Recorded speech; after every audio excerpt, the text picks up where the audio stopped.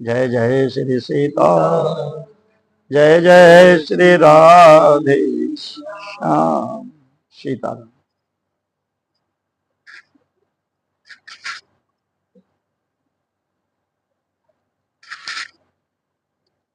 आज 17वां अध्याय होगा, तृतीय स्कंध का, पेज 317। 317 ले ले।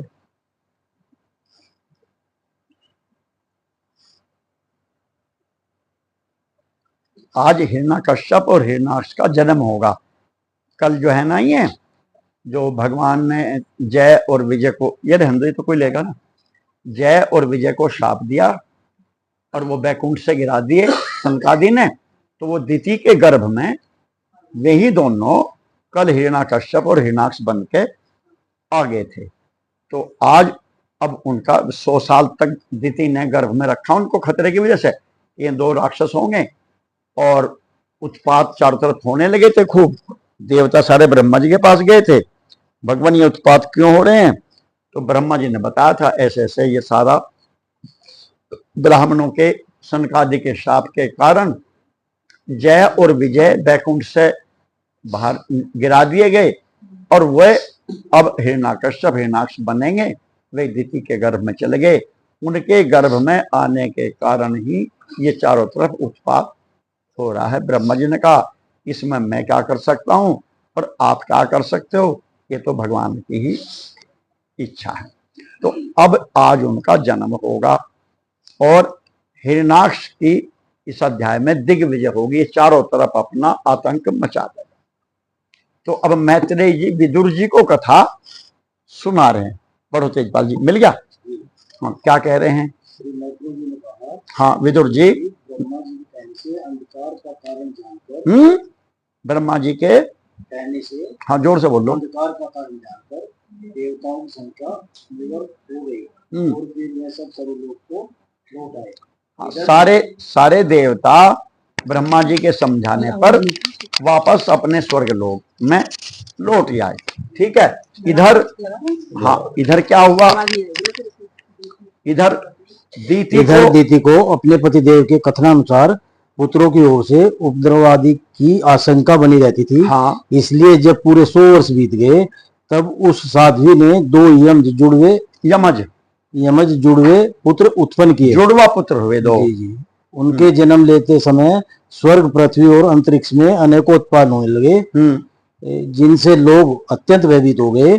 जहां तहां पृथ्वी और पर्वत कांपने लगे, सब दिशाओं में दाह होने लगा, जगह जगह उल्कापात होने लगा, बिजलियां गिरने लगी, आकाश में अनिष्ट सूचक धूमकेतु, पुच्छल तारे दिखाई देने लगे। बार बार साए साए करती और बड़े बड़े वृक्षों को उखाड़ती हुई बड़ी विकट और ऐसे है वायु चलने लगी। उस समय आंधी उसकी सेना और उड़ती हुई धूल ध्वजा को के समान जान पड़ती थी। ऐसा उत्पात मच गया। बिजली जोर जोर से चमककर मानो खिलखिला रही थी। घटाओं ने ऐसा सघन रूप धारण किया कि सूर्य, चंद्र आदि ग्रहों के लुप्त हो जाने से आकाश में गहरा अंधेरा छा गया। उस समय कहीं कुछ भी दिखाई न देता था। समुद्र दुखी मनुष्य की भांति कोलाहल करने लगा। उसमें ऊंची ऊंची तरंगें उठने लगी। उसके भीतर रहने वाले जीवों में बड़ी हलचल मच गई। नदियों तथा अन्य जलाशयों में भी बड़ी खलबली मच गई और उनके कमल सूख गए। सूर्य और चंद्रमा बार बार गरसे जाने लगे तथा उनके चारों ओर अमंगल सूचक मंडल बैठने लगे।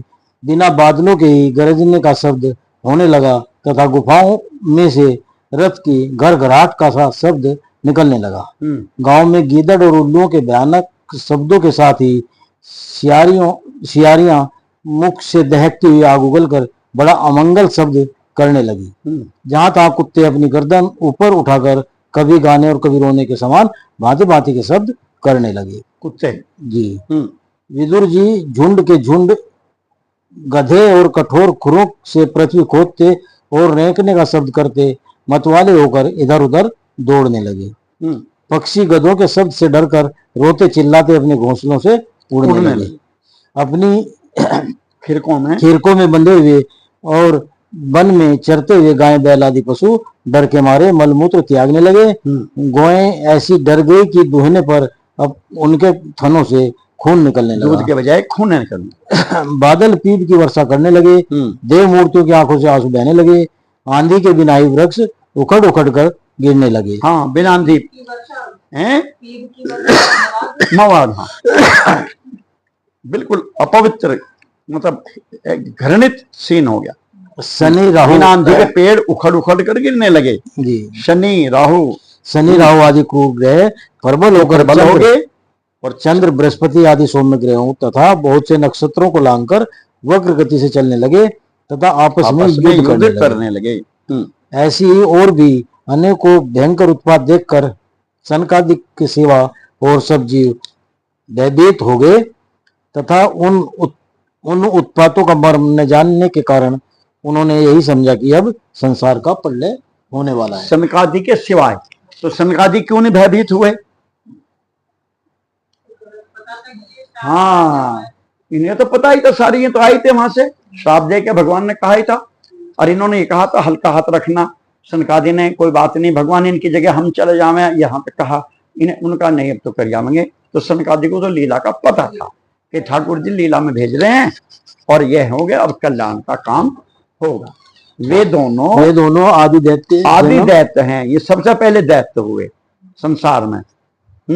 जन्म के अनंतर शीघ्र ही अपने फौलाद के समान कठोर शरीरों से बढ़कर महान पर्वतों के सदृश हो गए। हाँ, ये जन्म के तत्काल बाद ही ये तो पहाड़ जैसे बड़े विशाल हो गए दोनों, हिरण्याकश्यप हिरण्याक्ष भी, तथा उनका पूर्व पराक्रम भी प्रकट हो गया। हाँ, वे इतने ऊंचे थे कि उनके स्वर्ण मुक्तों का अग्रभाग स्वर्ग को स्पर्श करता था। बड़े बड़े विशाल काय, और उनके विशाल शरीरों से सारी दिशाएं आच्छादित हो जाती थी। हाँ, उनकी भुजाओं में सोने के बाजूबंद चमचमा रहे थे। पृथ्वी पर जो वे एक एक कदम रखते थे उससे भूकंप होने लगता था, और जब वे खड़े होते थे तब उनकी जगमगाती हुई चमकीली करदनी से सुशोभित कमर अपने प्रकाश से सूर्य को भी मात करती थी। यह इनका वर्णन हो रहा दोनों राक्षसों का। वे दोनों यमज थे। हाँ, प्रजापति कश्यप जी ने उनका नामकरण किया। उनमें से जो उनके वीर्य से दिति के गर्भ से पहले स्थापित हुआ था उसका नाम हिरण्याकश्यप रखा, और जो दिति के उदर से पहले निकला वह हिरण्याक्ष के नाम से विख्यात हुआ। बस अब आगे। हाँ, अभी यमज माने जुड़वा, ट्विन बच्चे जो होते हैं जुड़वा, उनको यमज बोलते हैं। अब इसमें एक चीज देखो, एक काम की बात है। जो अंतिम श्लोक है 18वां, वे दोनों यमज थे। प्रजापति कश्यप जी ने उनका नामकरण किया। अब देखो नाम कैसा हुआ। उनमें से जो उनके वीर्य से दिति के गर्भ में पहले स्थापित हुआ था, है ना, उसका नाम क्या रखा? हिरण्याकश्यप। और जो दिति के उदर से पहले पैदा हुआ निकला, जन्म जिसका पहले हुआ, उसका नाम हिरण्याक्ष। तो पहले कौन हुआ? पहले हुआ हिरण्याक्ष, और इसके 10-5 मिनट बाद हुआ होगा हिरण्याकश्यप। तो बड़ा कौन हुआ? ना, हाँ हाँ, कौन बड़ा होना चाहिए? लेकिन डॉक्टरनी ने तो नर्सिंग होम में बच्चे को, बड़ा बच्चे का जन्म का लिखा, स्कूल में आजकल ये होता है हिरण्याक्ष, क्योंकि पहले हुआ। लेकिन ये छोटा है, बड़ा जो बाद में पैदा होगा, ऊपर लिखा ना, वो पेट में पहले गया, तो वो पहले गया, ये उसके बाद गया, उसकी उम्र ज्यादा है। यही बात लक्ष्मण जी के और शत्रुघ्न दोनों, उनके बारे में भी ऐसी है, उनमें भी ऐसा ही है। और ये नियम है, इसमें भी आएगा भागवत में जगह जगह, कि हिरण्याकश्यप बड़ा है, हिरण्याक्ष छोटा है। यहां पर बड़ा भी हिरण्याकश्यप भी माना जाएगा, सीनियर हिरण्याकश्यप भी है, जो प्रहलाद का पिता, जिसे भगवान नरसिंह भगवान क्या मारेंगे। ये तो कि शुकर बन के भगवान ने पृथ्वी लाने के बाद में हिरण्याक्ष को तो वैसे मारेगा। इसकी कोई बहुत बढ़िया लीला नहीं है। बढ़िया लीला तो हिरण्याकश्यप की है, सारी की सारी प्रहलाद। इसकी एक आपको वो बताते हैं, ये इसका प्रमाण। हाँ, ये जो हिरण्याक्ष है, ये तो 100 वर्ष बड़ा हुआ, क्योंकि आप बता रहे थे अदिति जो थी वो 100 वर्ष तक उसने पैदा ही नहीं किया। दोनों दोनों दोनों ही थे घर में। उसको पता था मेरे गर्भ में दो हैं। ये तो कश्यप जी कश्यप ने जी कह ने दिया बता था दिया। कि जा दुष्टा, तुमने ऐसा किया, तेरे गर्भ से दो बड़े राक्षस पैदा होंगे, डबल बच्चे। वो तो सिद्ध थे। जुड़वा। तो ये दोनों फिर हुए, 100 वर्ष तक नहीं पैदा किए। तो पहले हुआ हिरणाक्ष और ये छोटा, और बाद में हुआ हिरण्यकश्यप, ये बड़ा हुआ। कैसे? एक बार की बिल्कुल सच्ची घटना है। ये कलकत्ता हाई कोर्ट में एक मुकदमा चला था। श्री राम जय राम जय जय राम, श्री राम जय राम। पेज 319 पे 18। ये दो भाई पैदा हुए। तो हिरणाक्ष पहले पैदा हुआ, लेकिन ये होगा छोटा। अब सुनो, घटना सच्ची मान। एक व्यक्ति ने वसीयत करी कि क्या नाम, इस तरह की थी कि जो मेरा लड़का बड़ा होगा, जो मेरा बड़ा पुत्र होगा, वो, और अभी वो बच्चा पैदा नहीं हुआ था, वो गर्भवती थी उनकी पत्नी, तो उसको इतनी जमीन जायदाद। श्री राम जय जय। पेज खोल लो 319 319। कल पढ़ गया ना, मैं कब ना आई थी। अच्छा 319 मिल गया दाएं हाथ पे। तो 18 आ गया दोहा श्लोक, पैराग्राफ पूरा हो रहा। अब सुनो बात। तो उसने वसीयत लिख दी कि मेरा जो बड़ा लड़का होगा, उसको मेरा वो जमीन जायदाद बहुत थी, वो उसका मालिक, वो मेरा अधिकार है। ऐसा कर। बच्चे हुए दो। तो जो पहले हुआ उसका डॉक्टरों ने वहां लिखा कि जो पहला है वो 10 मिनट 5 मिनट बाद हुआ, वो छोटा हो गया। तो छोटे को बताया कि नहीं, कानून में तुम नियम में ऐसे तुम बड़े हो। तो उनमें दोनों में मुकदमा चला। मुकदमा चलते चलते इलाहाबाद हाई कोर्ट तक गया, वो वहां पे कलकत्ता में गया। तो कलकत्ता में उन्होंने जो वकील करे, छोटे वाले ने, जो छोटा हारता चला गया था, वहां तो डॉक्टर का वो दिख रहा था कि ये हुआ मान लो 12:10 पे, ये हुआ 12:20 पे। तो बड़ा वो था जो 10 मिनट पहले हुआ। लेकिन वहां के जो वकील साहब मिले उन्हें बहुत बढ़िया मिले। किसी ने कहा कि तुम्हें वो जिता सकते हैं जो रामायण पढ़ते हो। तो उसने वहां पूछा कौन रामायण पढ़ते हैं, क्योंकि रामायण में ये लक्ष्मण शत्रुघ्न का प्रसंग है और वहां पूरा विस्तार से है इसका। तो वो कर दिया, उन्होंने कहा ठीक है, हम आपको जिता देंगे, आप ही बड़े हो। तो हाई कोर्ट में वो हो गया। जब वहां बहस हुई तो उसके वकील, छोटे वाले के वकील जब गए अदालत में, तो वो एक वो ले गए, जैसा ट्रंच का होता है ना, वो ऐसा बीकर सा, बोतल सी है, हाँ ऐसा, जिसमें कुछ डाल लो। और उसमें वो 2 बॉल गेंद थी उसमें, कपड़े की, उसकी एक अलग अलग रंग की 2 बॉल उसने वो लेके, वो बॉल भी लेके गए, वो लेके गए कंच का एक जार सा, बीकर सा। तो जाके कहा जज साहब को, जज साहब ने कहा ये क्या है?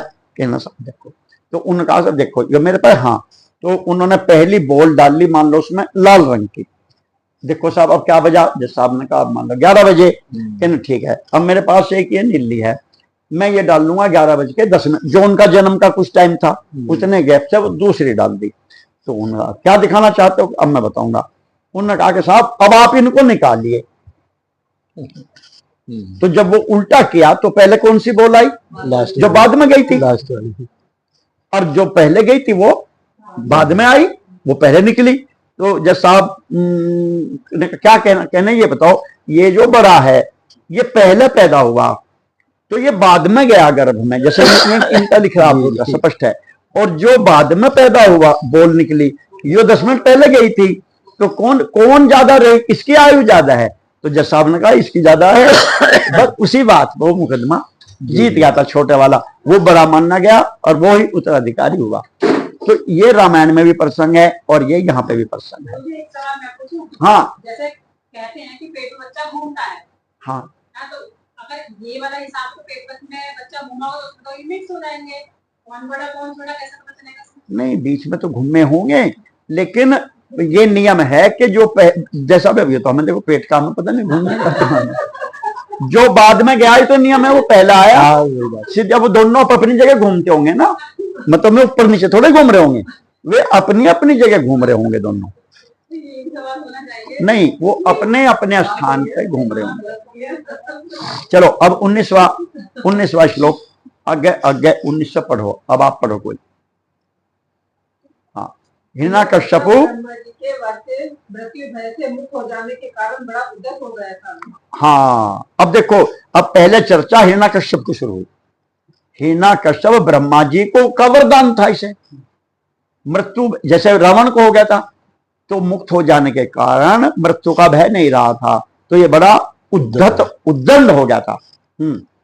उसने अपनी भुजाओं के बल से लोकपालों के सहित तीनों लोगों को अपने वश में कर लिया। हाँ, वह अपने छोटे भाई आ गए ना, छोटे भाई, देखो छोटे भाई आ गए ना, और पहला हुआ हिरण्याक्ष, छोटे भाई को बहुत चाहता था, वह भी सदा अपने बड़े भाई का प्रिय कार्य करता रहता था। एक दिन वह हिरण्याक्ष हाथ में गदा लिए युद्ध का अवसर ढूंढता हुआ स्वर्गलोक में जा पहुंचा। हाँ, उसका वेग बड़ा ऐसा था। उसके पैरों में सोने की नुपुरों की झनकार हो रही थी। गले में इंद्र सूचक माला धारण की हुई थी और कंधे पर विशाल गदा रखी हुई थी। उसके नोबल शारीरिक बल तथा ब्रह्मा जी के वर ने उसे मतवाला कर रखा था। हाँ, इसीलिए वह सहसा निरंकुश और निर्भय हो रहा था। उसे देखकर देवता लोग डर के मारे वैसे ही जहाँ तहाँ छिप गए, जैसे गरुड़ के डर से सांप छिप जाते। यानी स्वर्ग में से सब देवताओं की भगदड़ मच गई। हिरण्यकश्यप स्वर्ग में पहुंच गया और देवता सब डर के मारो इधर उधर भाग गए। जब दैत्यराज हिरण्याक्ष ने देखा कि मेरे तेज के सामने बड़े बड़े गर्विले इंद्रादी देवता भी छिप गए हैं, अपने सामने न देखकर वह बार बार भयंकर गर्जना करने लगा। हाँ, चैलेंज करने लगा, आओ भाई सामने आओ। फिर वह महाबली दैत्य वहां से लौटकर जल क्रीड़ा करने के लिए मतवाले हाथी के समान गहरे समुद्र में घुस गया, जिसमें लहरों की बड़ी भयंकर गर्जना हो रही थी। ज्यों ही उसने समुद्र में पैर रखा कि डर के मारे वरुण के सैनिक जलकर जीव हकबका गए और किसी प्रकार की छेड़छाड़ न करने पर भी वे उसकी धाक से ही घबराकर बहुत दूर भाग गए। जो चूंकि जल का देवता है वरुण, और वरुण के जो वहां पर व्यक्ति थे सैनिक, वो पहरा देते हैं, जैसे नंद बाबा को ले गए थे पकड़ के यमुना जी में, रात को 1 बजे नहा लिए थे एकादशी के दिन, तो वे सारे के सारे हिरण्याकश्यप को जैसे वो समुद्र में घुसा, सब भाग्य मैदान छोड़।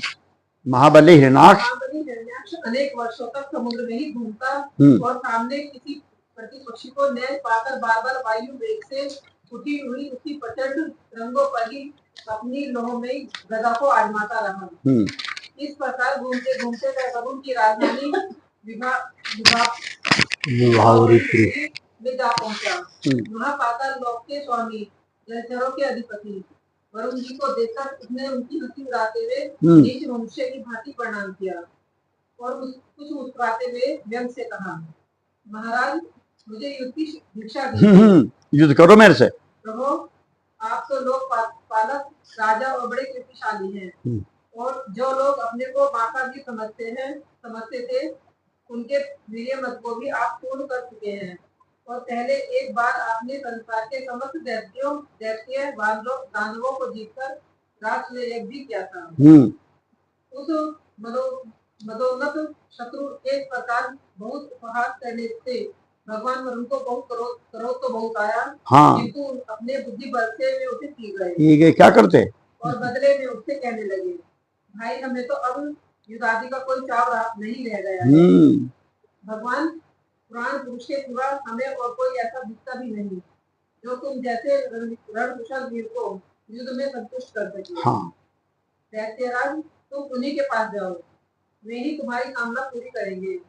तुम जैसे वीर उन्हीं का गुणगान क्या करते हैं, वे बड़े वीर हैं, उनके पास पहुंचते ही तुम्हारी सारी श्रेणी पूरी हो जाएगी और तुम पुष्पों से गिरकर वीर शैया पर शयन करोगे। वे तुम जैसे दुष्टों को मारने और सब पुरुषों पर कृपा करने के लिए अनेक प्रकार के रूप धारण क्या करते हैं। ये वरुण जी ने कह दिया भाई भगवान से भिड़ो, हमने तो ये काम बंद कर दिया। श्रीमद्भागवते महापुराणे पारमहंस्यां संहितायां तृतीय स्कंदे हिरण्याक्ष दिग्विजय सप्तदशो अध्याय। अब आगे 18वां अध्याय होगा। हिरण्याक्ष के साथ बराह भगवान का युद्ध, जो पहले संक्षेप में बताया था कि पृथ्वी को जो निकाल के लाए थे ना, वो अब विस्तार से बताऊंगी। अब आप पढ़ो आगे ये।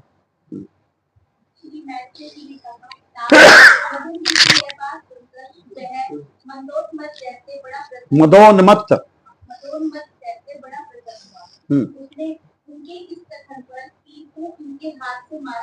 हाँ भगवान के। और जब नारद जी से श्री हरि का पता लगाकर रखा करते कहाँ गया यो? नारद जी के पास। और नारद जी से पूछा भगवान कहाँ मिलेंगे हरि? तो भगवान ने कहा भगवान तो इस समय रसातल में पहुंचेंगे, मिलेंगे। वो रसातल पहुंच गया। वहां उसने विश्व विजयी वराह भगवान को अपने दारों की नोक पर ऊपर की ओर ले जाते हुए देखा। हाँ, लाल लाल चमकीले नेत्रों से छके तेज को हरे लेते थे। उन्हें देखकर वह खिलखिलाकर हंस पड़ा और बोला, अरे यह जंगली पशु यहाँ जल में कहाँ से आया? भगवान को कहा इसने, भगवान पृथ्वी को निकाल के ला रहे थे, तो ये पहुंच गया लड़ने के लिए वहां। फिर वराह जी से कहा, अरे ना समझ, इधर आ, इस पृथ्वी को छोड़ दे। इसे विश्व विधाता ब्रह्मा जी ने हमें रसातल वासियों के हवाले कर दिया है। वे सुपर रूपधारी सुराधम, मेरे देखते देखते तू इसे लेकर कुशल पूर्वक नहीं जा सकता। तू माया से मुख छिप कर ही दैत्यों को जीत लेता है और मार डालता है। क्या इसी से हमारे शत्रुओं ने हमारा नाश कराने के लिए तुझे पाला है? तेरा बल तो योग माया ही है और कोई पुरुषार्थ तुझे कोई नहीं है। आज तुझे समाप्त कर मैं अपने बंधुओं का शोक दूर करूंगा। जब मेरे हाथ से छूटी हुई गदा के प्रहार से सिर फट जाने के कारण तू मर जाएगा, तब मेरी आराधना करने वाले तो देखना, तब तेरी आराधना करने वाले तो देखना और ऋषि है, वे सब भी जड़ कटे हुए वृक्षों की भांति वे भी सब मर जाएंगे। हिरण्याक्ष भगवान को दुर्वचन बाणों से छेड़े जा रहा था। दांत की नोक पर स्थित पृथ्वी को भयभीत देखकर वह चोट सहली तथा जल से उसी प्रकार बाहर निकल आए जैसे ग्रह की चोट खाकर हथनी सहित गजराज। जब उसकी चुनौती का कोई उत्तर न देकर वे जल से बाहर आने लगे, तब ग्रह जैसे गज का पीछा करता है, उसी प्रकार पीले केश और तीखी दाढ़ों वाले उस दैत्य ने उनका पीछा किया और वज्र के समान कड़क कर वह कहने लगा, तुझे भागने में लज्जा नहीं आती? सच है, असत पुरुषों के लिए कौन सा काम न करने योग्य है। भगवान ने पृथ्वी को ले जाकर जल के ऊपर व्यवहार योग्य स्थान में स्थित कर दिया और उसमें अपनी आधार शक्ति का संचार किया। उस समय हिरण्याक्ष के सामने ही ब्रह्मा जी ने उनकी स्तुति की और देवताओं ने फूल बरसाए। तब श्री हरि ने बड़ी भारी गदा लिए अपने पीछे आ रहे हिरण्याक्ष से, जो सोने के आभूषण और अद्भुत कवच धारण किए था तथा अपने कटु वाक्यों से उन्हें निरंतर मरम्मत कर रहा था, अत्यंत क्रोध पूर्वक हुए कहा। श्री भगवान ने कहा, अरे सचमुच ही हम जंगली जीव हैं, जो तुझ जैसे राम सिंहों को ढूंढते फिरते हैं। जैसे मृत्यु पाने हुए अभागे जीवों की आत्मशलाघा पर ध्यान नहीं देते। हाँ, हम रसातल वासियों की धरोहर चुराकर और लज्जा छोड़कर तेरी गदा के भय यहाँ भाग आए हैं। हमने तेरे जैसे अधिक वीर के सामने युद्ध में ठहरे। भगवान मजाक उड़ा रहे इसकी। हम जैसे तैसे तेरे सामने खड़े हैं। तू जैसे बलवानों से बैर बांधकर हम जा भी समा सकते हैं। हाँ भाई, कहाँ जा सकते? तू पैदल वीरों का सरदार है, इसलिए अब निशंक होकर उधेड़ भूल छोड़कर हमारा अनिष्ट करने का प्रयत्न कर और हमें भाई बंधुओं के आंसू पोंछ। हम इसमें देर अब इसमें देर ना कर, भगवान कह रहे हिरण्याक्ष को। जो अपनी प्रतिज्ञा का पालन नहीं करता वह असभ्य है, भले आत्मा में बैठने लायक नहीं है। इसलिए तुम अपनी प्रतिज्ञा का पालन करो, मुझे मारो, ये कह रहे भगवान। मैत्री जी कहते हैं, विदुषी, जब भगवान ने क्रोध से उस दैत्य का इस प्रकार तब वह पकड़कर फैलाए हुए जाते हुए के समान क्रोध से चिल्ला उठा। वह खींचकर लंबी लंबी सांसें लेने लगा। उसकी इंद्रियां क्रोध से शुद्ध हो उठी और उस दुष्ट दैत्य ने बड़े वेग से लपक कर भगवान पर गदा का प्रहार कर दिया। किंतु भगवान ने अपनी छाती पर चलाई हुई शत्रु की गदा के प्रहार को कुछ टेढ़े होकर बचा लिया, तिरछे से होकर हल्का सा बचाया। ठीक वैसे ही जैसे योग सिद्ध पुरुष मृत्यु के आक्रमण से अपने को बचा लेता है। फिर जब वह क्रोध से होठ चबाता अपनी गदा लेकर बार बार घुमाने लगा, तब श्री हरि कुपित होकर बड़े वेग से उसकी ओर झपटे। सौम्य स्वभाव विदुर जी, तब प्रभु ने शत्रु की दाईं बाह पर गदा की चोट की, किंतु गदा युद्ध में कुशल हिरण्याक्ष ने उसे बीच में ही अपनी गदा पर ले लिया।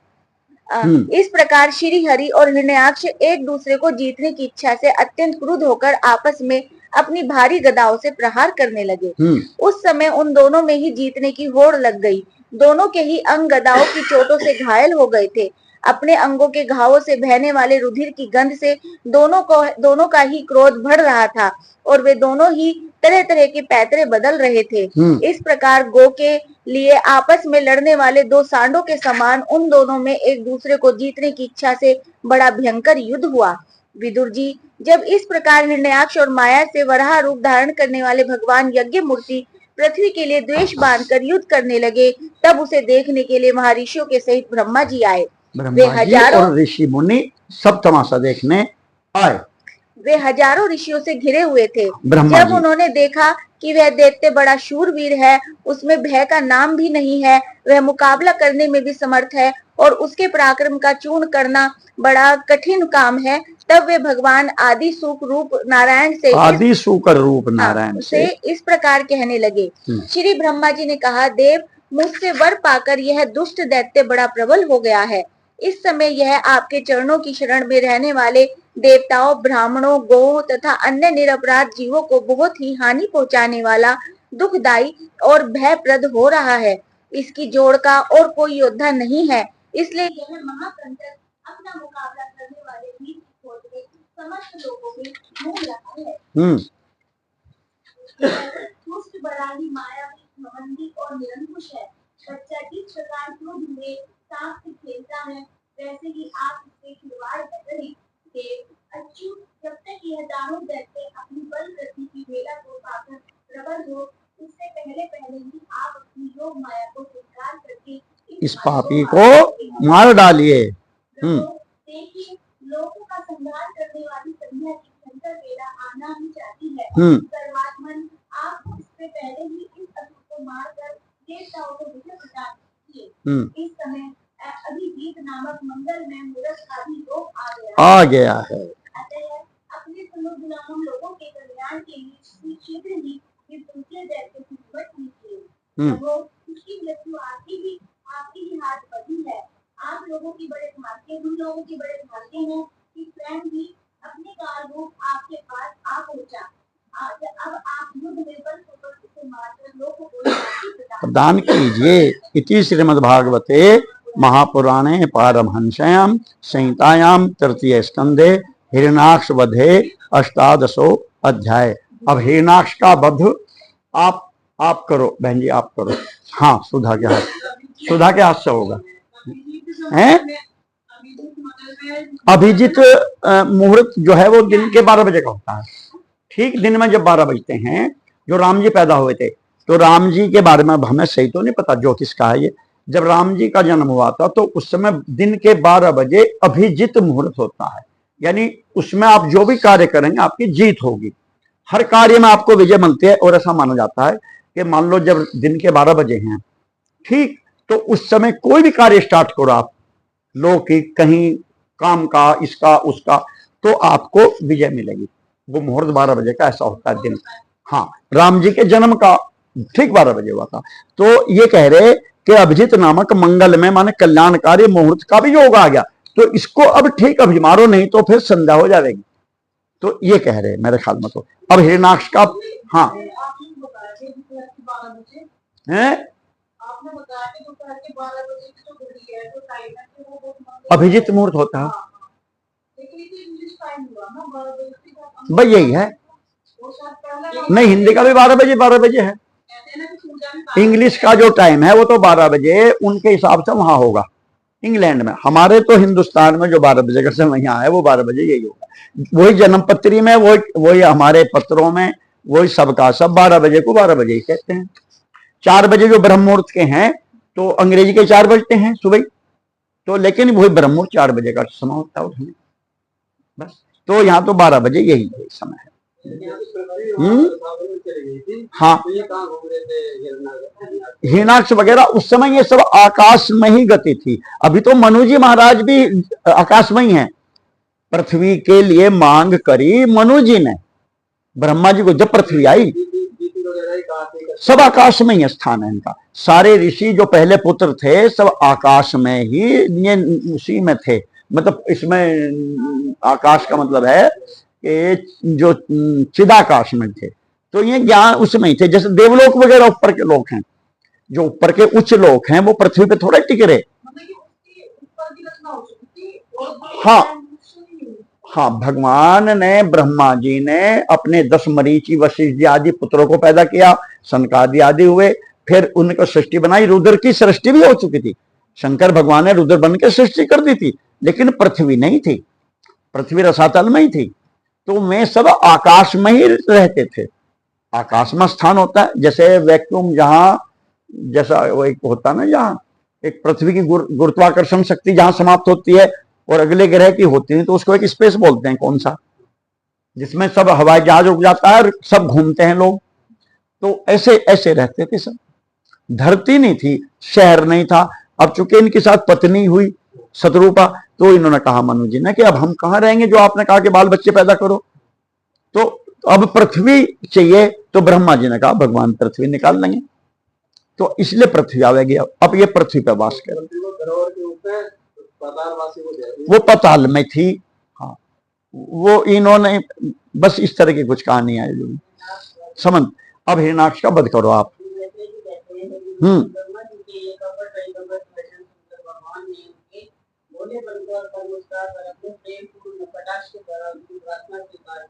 जय हो,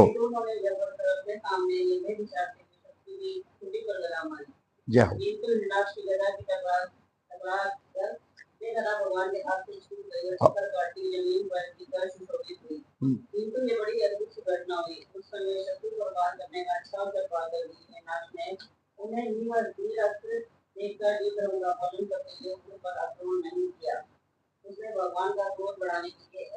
देखो, भगवान की गदा गिर गई, जान के गिराई, लेकिन हिरणाक्ष ने भी दुष्ट और राक्षस होते हुए भी युद्ध धर्म की नीति के अनुसार निहत्थे पे प्रहार नहीं किया, बिल्कुल नहीं किया। नहीं तो मार सकते थे। और ऐसा ही जब आप आगे आओगे तो जो वो होगा, जिसके वीरवाणी है बहुत, जो जब इन्होंने अपने देवराज इंद्र के साथ जिसका युद्ध हुआ था, वो बहुत बड़ी स्तुति है उसकी, बहुत बड़ा वो हुआ था वो भी राक्षस।